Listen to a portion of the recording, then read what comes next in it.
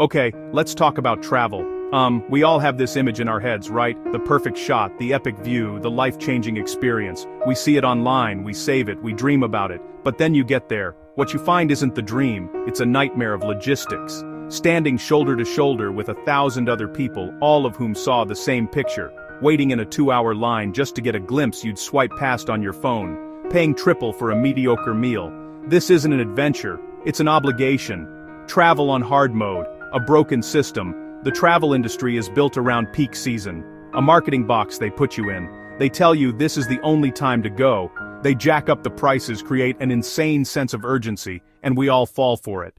First up, Lisbon. When you think of Lisbon, you probably picture sun-drenched terracotta roofs, a city shimmering under a relentless summer sun. You imagine the iconic yellow trams, so packed with people they're practically bursting, rattling their way up impossibly steep hills. And you're not wrong. In August, that's exactly what you get. A beautiful, vibrant, but utterly exhausting city. But here's the secret, the one the guidebooks don't shout about. Lisbon in the winter, say January or February, is a completely different beast. It's the city, but with the volume turned down. The sun is still there, but it's different. It hangs low in the sky, casting long, dramatic shadows. It's a low, golden, cinematic light that doesn't just illuminate the city, it transforms it. It makes the famous azulejo tiles glow with an inner fire, turning entire building facades into works of art. Every crack and imperfection tells a story. And the heat? Gone. It's not a blistering, sweaty heat that saps your energy. It's a mild, crisp air that makes you want to walk for hours. You can wear a light jacket, feel the gentle breeze off the Tagus, and just explore without a destination. The city, which can feel completely overwhelmed in the summer, is suddenly yours. The constant buzz of tourism fades into the background. The chaos is gone, replaced by a calm, local energy. You hear Portuguese being spoken around you, not a dozen other languages. You see people living their lives, not just passing through. The streets themselves become the main attraction. The city breathes, those famous narrow cobbled alleys of Alfama. In summer, they're a human traffic jam, a frustrating shuffle from one end to the other. In winter, they are silent and empty. You can hear your own footsteps echoing off the ancient walls. You can smell the faint scent of wood smoke from a chimney, or laundry drying on a line. You can stop and admire a piece of tile work, or peek into a hidden courtyard without 100 people breathing down your neck, jostling for the same photo. It's a photographer's dream, sure, but more than that, it's a traveler's dream. It's the difference between seeing a city and actually feeling it. You can stand at a miradoro, a viewpoint, and not have to fight for a spot at the railing. You can just stand there and watch the city unfold below you. And let's talk logistics, the boring stuff that makes or breaks a trip. Hotels. In summer, a decent room in a good location can cost a fortune, and you have to book it months, sometimes a year, in advance. You're competing with the entire world. In winter, prices get slashed. We're talking 30, 40, sometimes 50% off.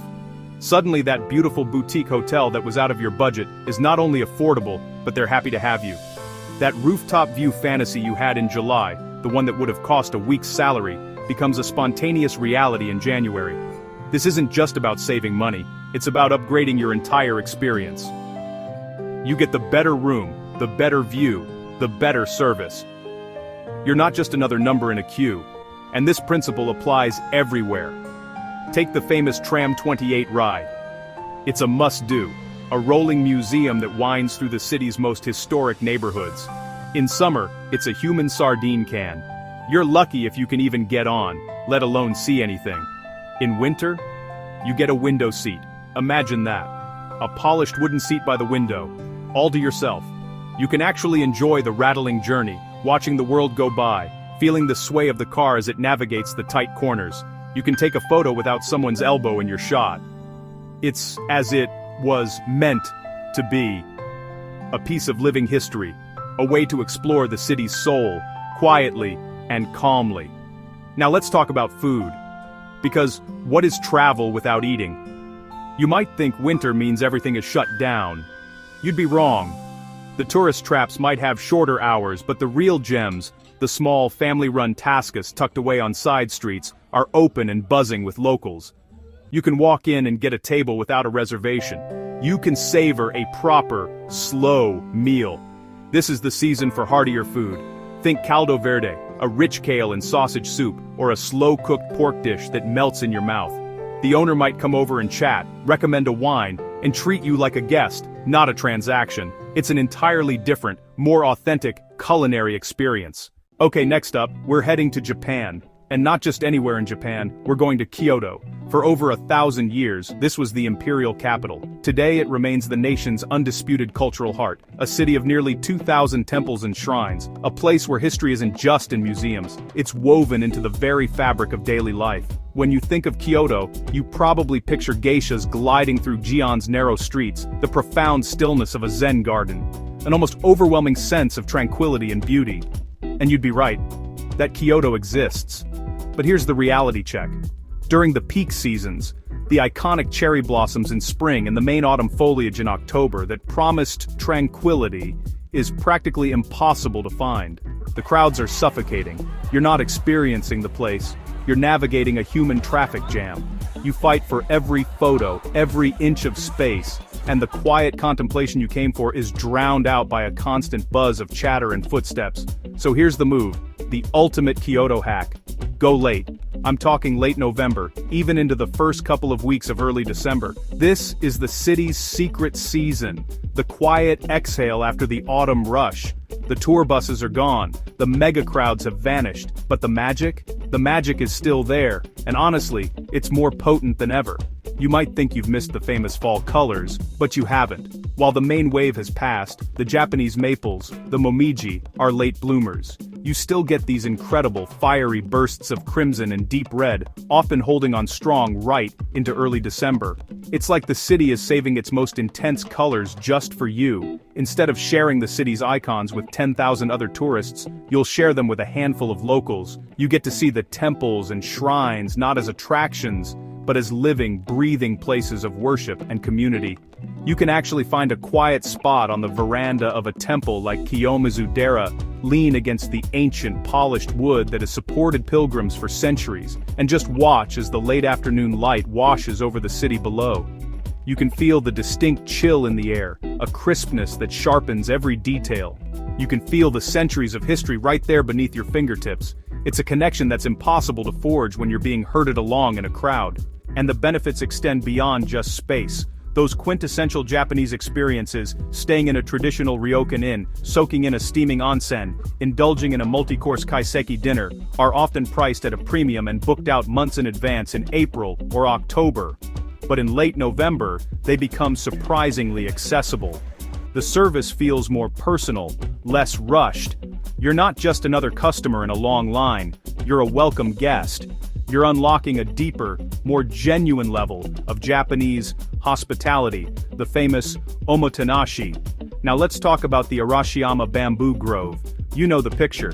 It's one of the most photographed spots in all of Japan. During peak season, this path is a wall of people. It's a cacophony of chatter and camera clicks. But on a quiet weekday morning in early December, the grove transforms. It becomes quiet, luminous, and utterly otherworldly. You can actually hear it. The sound, the wind rustling the leaves, the gentle creaking of the giant stalks as they sway together. This sound is so unique, so integral to the experience, that the Japanese Ministry of the Environment has designated it as one of the 100 soundscapes of Japan. It's a national treasure you can listen to. You can walk the entire length of the main path and maybe pass 5 other people. You have the space and the silence to truly feel the scale and the majesty of this place. This sense of discovery extends throughout the city. You can wander the preserved lanes of the Gion district, and instead of seeing staged photo shoots, your glimpses of local life are fleeting, natural, and real. And because you're not rushing, you can dive deeper. Skip the tourist trap tea ceremony demonstrations. Instead, find a small, authentic tea house. In the off-season, you might have the chance to actually sit and talk with a tea master, to savor a bowl of properly whisked matcha and a seasonal wagashi sweet. It's no longer a performance for tourists, but a genuine opportunity to connect with a centuries-old tradition of mindfulness and artistry. You learn about the tools, the seasons, the philosophy. This is the Kyoto that travelers dream of. It's not about seeing everything, but about feeling something. It's quieter, colder, and infinitely more profound. It's the ultimate Kyoto hack. Okay, so, Iceland. We all know the postcard version, right? The one that floods your social media feeds every summer. Endless daylight, vibrant green landscapes, and crowds. Lots of crowds, all lined up for that perfect shot. You've seen the pictures. The midnight sun casting its ethereal glow. But that's only half the story. The island has a deeper, more introspective soul that only reveals itself when the days shorten and the crowds thin out. The real story, the one I keep coming back for, happens when everyone else goes home. I'm talking about the shoulder season. Specifically, October and November. This is when Iceland exhales. It's a transitional period, a pause between the summer frenzy and the deep freeze of winter. The air gets crisp, carrying the clean, sharp scent of impending snow. The light changes, becoming softer, more precious.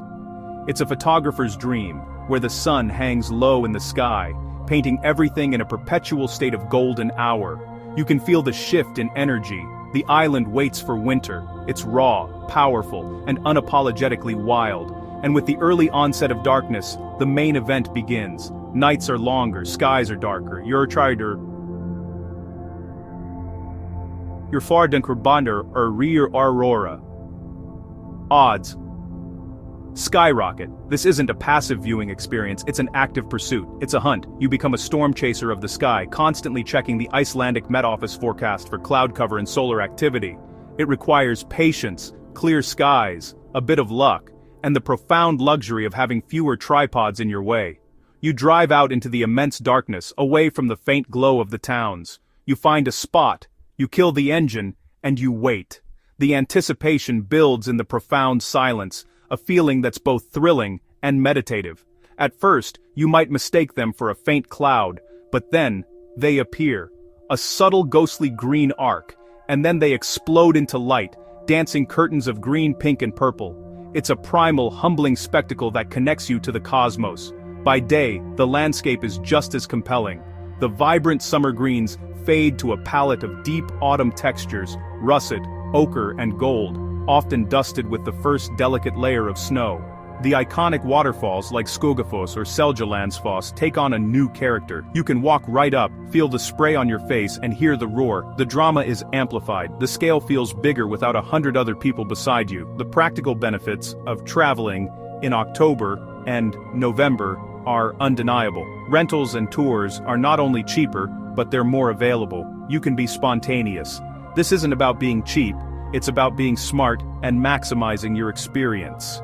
Yes, the days are shorter, but think of this as a creative constraint. You're gifted with what feels like an all-day golden hour. The low-angled sun sculpts the landscape, creating long shadows and revealing textures you'd miss under the high sun of summer. And you can trade the crowded famous lagoons for smaller local hot springs. Imagine soaking in geothermally heated water surrounded by a stark landscape of black lava and fresh snow. It's a moment of surreal peace. But this freedom comes with a responsibility to be prepared. The weather swings wildly and without warning. A reliable 444 is non-negotiable. Check the road conditions on road is every single morning and be flexible. Your itinerary is a suggestion, not a contract. Packing is about function over fashion. Your core kit should be layers, merino wool thermals, fleece mid-layers, wool socks, a warm hat, gloves, a scarf, and a high-quality waterproof and windproof shell. And absolutely, waterproof boots. The Icelandic saying holds true, there's no such thing as bad weather, only bad clothing. You can always shed layers if you're too warm. You can't wear what you didn't bring. This is the trade-off. You trade convenience for connection. You trade crowds for solitude. Be prepared, embrace the wild, and you'll feel more alive than ever. This is how you find the Iceland that exists for itself, not for the tourists. This is how you own the experience. New Orleans, the name conjures chaos, beads, Bourbon Street. That's 1 week. I'm here for the winter city. After humidity, before Mardi Gras, the city exhales. Morning light patterns across cobblestones. You can hear the city wake. Private masterpiece, powdered sugar, steam curling. Off-season, boutique hotels drop prices. Courtyard and balcony for a fraction of peak. Upgrade what matters. Food, music, intimate jazz rooms, locals, serious listeners, front row seats, close enough to feel the bass in your chest. It's conversation, not performance. Smaller festivals, po' boys to neighborhood heritage. legendary tables without month-long waits, explore neighborhood joints, personal service, unhurried bites. Ride under oaks, ride the line to its end. Cemeteries quiet, history whispers. Go when weather's kind, crowds gone, prices low. Connect with art, music, food, and history deeply. It gets into your blood. Santorini, a brand of white villages, blue domes, sunsets, and suffocating crowds. The secret is late autumn, October, even early November. The island breathes. In summer, it's a shuffle. In autumn, the labyrinth is yours. Sit with the wind and a distant bell. A meditative moment. Find your private spot.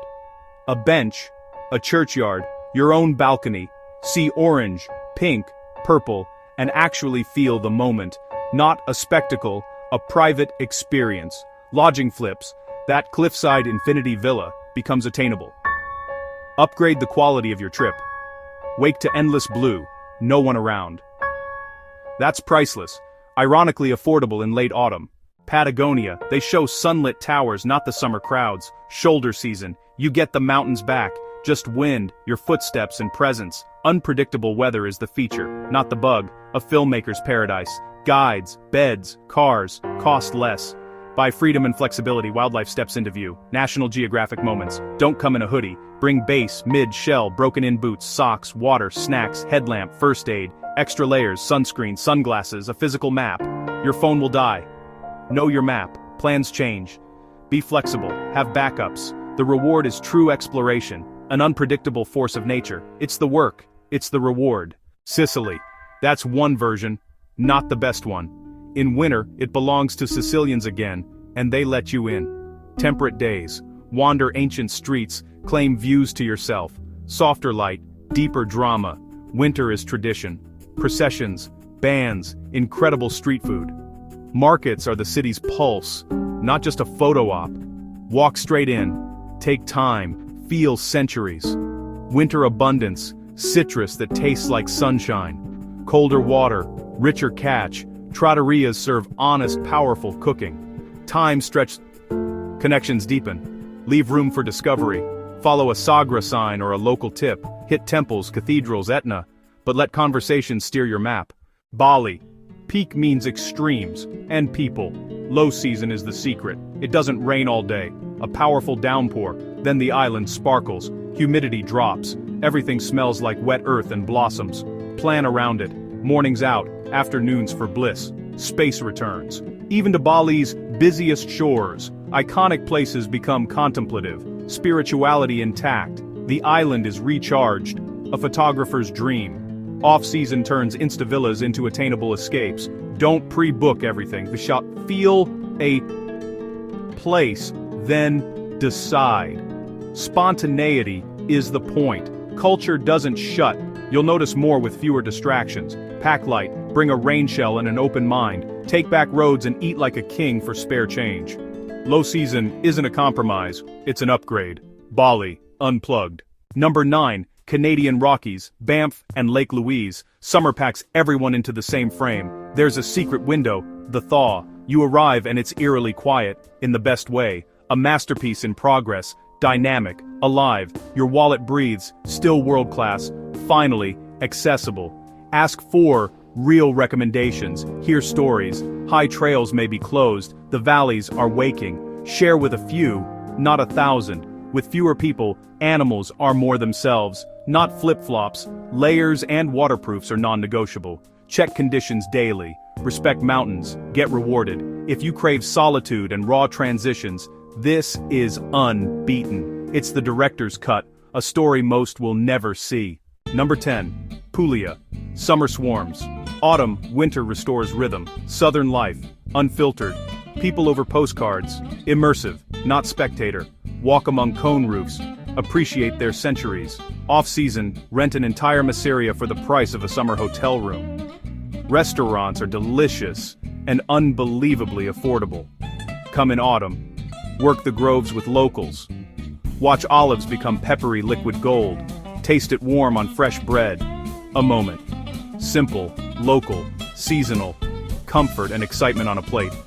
For foodies, culture seekers, and anyone wanting under the skin of a place. Slow travel at its best. Not the highlight reel. The full, unedited documentary, so much better. So, there it is, 10 places, 10 arguments for swimming against the current, for zigging when everyone else zags, easy as July, pre-packaged, diluted, overpriced, overcrowded. We can do better. As creators, travelers, curious people, the real reward, the real story, the real adventure, and nasib never lies on the easy path. It's in shoulder and off seasons, when you pack an extra jacket and check a trail report, when the weather's unpredictable and a place shows its character, when you get emptiness, quiet, and connection. Moments you can't buy, only earn. Pause. Ask, what do I really want? The same postcard, or your own story? The theme park, or the real world? The answer for me is always the same. Go when they don't. See what they won't. The work is always worth it. The best stories wait in the off-season. Now go find them.